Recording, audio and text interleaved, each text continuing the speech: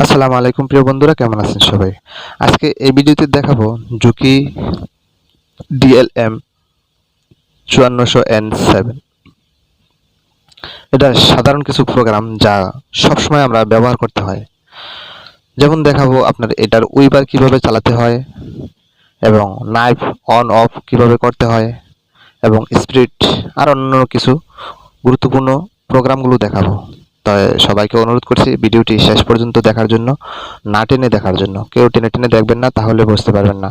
যদি নতুন হয়ে থাকেন তাহলে আমাদের এই ভিডিওতে অনেক কিছু দেখানো হবে যা গুরুত্বপূর্ণ সবগুলো প্রোগ্রাম, এবং আগে এবং এরপরে অনেক এই cp18 নিয়ে আমরা অনেক ভিডিও করব এবং করেছি, সেগুলো আপনি চাইলে দেখে আসতে পারবেন। তাহলে প্রথমে আমরা যে কাজটি করতে হবে, আই বাটন চেপে ধরে পাওয়ার সুইচ অন করতে হবে। আই বাটন চেপে ধরে পাওয়ার সুইচ অন করলে এই প্রোগ্রাম 1 আসবে। এটা হচ্ছে দ্বিতীয় স্টেপে। আগের ভিডিওতে বলে দিয়েছিলাম 1 স্টেপ, 2 স্টেপ এবং 3 স্টেপ। এই cp18 বোর্ডে 3টা স্টেপ আছে, যা 3টা স্টেপের ভিতরে প্রথম স্টেপ আমি দেখাই দিয়েছি এবং এটা দ্বিতীয় স্টেপে আরেকটি ভিডিও দেখাচ্ছি। এটা হচ্ছে সাধারণ নলেজ, মানে যে প্রোগ্রামগুলো না জানলেই নয়, সেই প্রোগ্রামের জন্য আমি এই ভিডিওটা অবশ্যই শেষ পর্যন্ত দেখবেন। তাহলে প্রোগ্রাম একে কি আছে? প্রোগ্রাম একে আছে আপনি প্রথম মেশিনটা চলার সময় কয়টি স্টেজ স্লো রাখবেন। এটা হচ্ছে প্রোগ্রামে স্লো স্টেজ। কয়টি স্টেজ স্লো রাখবেন সেই কাউন্টিংটা এখান থেকে করে নিতে পারবেন। ধরুন আপনি 5টি স্টেজ স্লো রাখলেন। স্লো রাখলে কি হয়? স্লো রাখলে আপনার মেশিনের সুতা কম কাটে, নিডেল কম ভাঙে এবং অন্যান্য সমস্যাগুলো কম আসে, কিন্তু প্রোডাকশনের বেলায় অপারেটরের একটু সমস্যা হয়।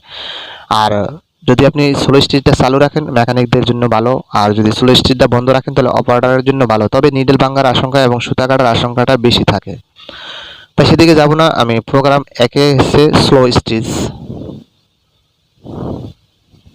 তারপর চলে যাব প্রোগ্রাম 8 আটে হচ্ছে প্রোগ্রাম 8 হচ্ছে ব্যাক স্টিচ স্পিড। আপনি এখান থেকে ব্যাক স্টিচ স্পিডটা কত রাখতে চাইতেছেন সেখান থেকে প্লাস মাইনাস করে আপনি কমায় বাড়া দিতে পারবেন। এটা বাটন দিয়ে আপনি সেট করতে পারবেন, অর্থাৎ আপনি এই বাটনে যে কোনো একটি বাটন দিয়ে চাপ দেওয়ার পরে প্রোগ্রামটা চেঞ্জ হলেই আপনার এটা সেভ হয়ে যাবে। তারপরে চলে যাব প্রোগ্রাম 9। প্রোগ্রাম 9-এ আছে আপনার মেশিনের সুতা কাটার নাইফ অন এবং অফ। সুতা কাটার নাইফটা আপনি যদি অফ করে রাখতে চান তাহলে 1 করে দিবেন, আর যদি অন করে রাখতে চান তাহলে 2 করে দিবেন। এটা হচ্ছে প্রোগ্রাম 9-এ cp18 ভিতর। তারপর চলে যাব আমরা প্রোগ্রাম 10, মানে 10-এ কি আছে? প্রোগ্রাম 10-এ রয়েছে নিডল বার আপ ডাউন। এই নিডল বারটা যখন মেশিনটা স্টপ পজিশন হবে তখন নিডল বারটা কি অবস্থায় থাকবে? ডাউনে থাকবে না আপে থাকবে? আপনার এই পজিশনটা ঠিক করবেন প্রোগ্রাম 10-এ। যদি নিডলটা ডাউন করে রাখতে চান তাহলে থাকবে 0, আর যদি আপ করে রাখতে চান তাহলে থাকবে 1। অর্থাৎ 0 থাকলে 1 করতে হবে, 1 থাকলে 0 করতে হবে। এটা হচ্ছে প্রোগ্রাম 10-এর নিডল বার আপ ডাউন করা, মানে উপরে এবং নিচে রাখার সিস্টেম। বেসিক প্রোগ্রামের যেগুলো আছে আমরা এই ভিডিওতে সেগুলোই দেখাবো। এখন আমরা চলে যাব উইপার সেকশনে। আমরা জানি এই মেশিনের এই সুইচে উইপারে কাজ করে, কিন্তু প্রোগ্রামের মাধ্যমে যে অন অফ করা যায় তা হয়তো বা অনেকেই জানে না। তাই আমরা শেখার চেষ্টা করব আমরা উইপার কিভাবে অন অফ করব প্রোগ্রাম থেকে। উইপার অন অফ করার জন্য আমরা চলে যাব 15 নাম্বারে। 15 নাম্বারে যদি 1 থাকে তাহলে উইপার অন আছে, আর যদি 0 থাকে তাহলে উইপার অফ আছে। 1 থাকলে উইপার অন আছে, 0 থাকলে উইপার অফ আছে। তারপরে দেখাবো আপনার 9-এ যে নাইফ অন অফ করছে সেই নাইফের স্পিডটা কততে আছে। সেই নাইফের স্পিডটা জানার খুব দ্রুত। আমাদের সেই স্পিডটা দেখার জন্য আমাদের চলে যেতে হবে মুভিং নাইফের গতি স্পিড দেখার জন্য আমার চলে যেতে হবে 35 এবং 36। আপনি এখানে 210 আছে, এখান থেকে চাইলে স্পিডটা বাড়িয়ে নিতে পারেন 250 পর্যন্ত, এবং চাইলে কমিয়ে নিতে পারেন যত খুশি তত, তবে আমি 200-এর ভিতরে রাখাটাই বেটার।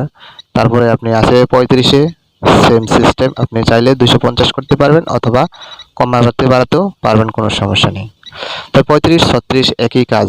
তারপরে আমরা চলে যাব পরবর্তীতে 36-এ আছে নাইফ স্পিড। পরবর্তী প্রোগ্রাম 37 নাম্বার। এই 37 নাম্বারে আছে 800। এখানে আছে কি, আমরা 1 নাম্বারে যে স্লো স্টিচ ব্যবহার করছি 1 থেকে 9 পর্যন্ত, সেই স্লো স্পিডটা কত দিবেন, 16 স্টিচের স্পিডটা কত দিবেন। এখানে আপনার সর্বনিম্ন আপনি ব্যবহার করতে পারবেন অথবা সর্বোচ্চ ব্যবহার করতে পারবেন। সর্বনিম্ন 100 পর্যন্ত ব্যবহার করতে পারবেন এবং সর্বোচ্চ 5000 পর্যন্ত ব্যবহার করতে পারবেন। তবে এটা 1000-এর নিচে রাখাই সবচেয়ে ভালো, যেহেতু আপনার স্লো স্টিচ ব্যবহার করবেন যেহেতু, তাহলে 1000-এর নিচেই ব্যবহার করাটা ভালো। তাই আমি 37-এ পেলাম স্লো স্টিচ। তারপরে পরের প্রোগ্রাম কি আছে, পরের সিস্টেমগুলোতে যেতে হবে আমাদের 95-তে।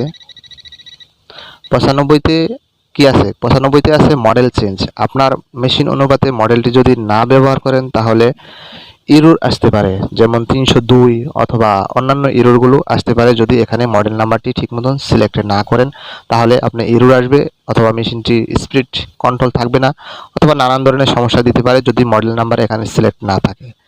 তারপরে চলে যাব 96-তে। 96-তে আছে স্পিড কন্ট্রোল, যেটা নিয়ে দেখাছিলাম প্রথম ফার্স্ট স্টেপে। আমরা পাওয়ার অন করার পরে আই বাটন একবার ক্লিক করে ধরে রাখার পর এখানে অপশন আসছে, সেখানে উইপার, নাইফ এবং স্পিড ছিল। সেই স্পিডটা এখান থেকে ভিতর থেকেও কম বেশি করা যায়। তবে এই স্পিডটা লক কিভাবে করবেন তা 95-তে মডেল চেঞ্জ করার পর আপনি একটা নির্দিষ্ট পরিমাণের একটা স্পিড আসবে, সেখান থেকে এখানে লক হয়ে যাবে, স্পিড লক। তো এখান থেকে স্পিড লকটি আপনি করে নিতে পারবেন। এটা ছিল নর্মাল যে প্রোগ্রামগুলো করার, সেই প্রোগ্রামগুলো আমরা দেখিয়ে দিলাম। একটা হচ্ছে গুরুত্বপূর্ণ প্রোগ্রাম, সবসময় ব্যবহার করতে হয় ইজি প্রোগ্রামগুলো। যদি না জেনে থাকেন তাহলে আমাদের থেকে জানার জন্য আপনাকে অসংখ্য ধন্যবাদ।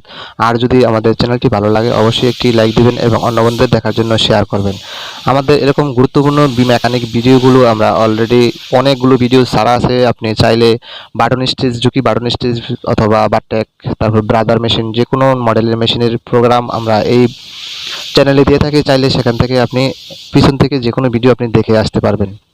পরবর্তীতে আমরা অনেক গুরুত্বপূর্ণ ভিডিও নিয়ে আসতেছি, যা টেকআপ লিভার সম্বন্ধে আলোচনা করব, আপনার টেকআপ লিভারের পজিশনটা কিভাবে রাখবেন। তবে আজকে এ পর্যন্ত। যদি ভালো লাগে অবশ্যই ভিডিওটি শেয়ার করবেন। ধন্যবাদ ভিডিওটি শেষ পর্যন্ত দেখার জন্য।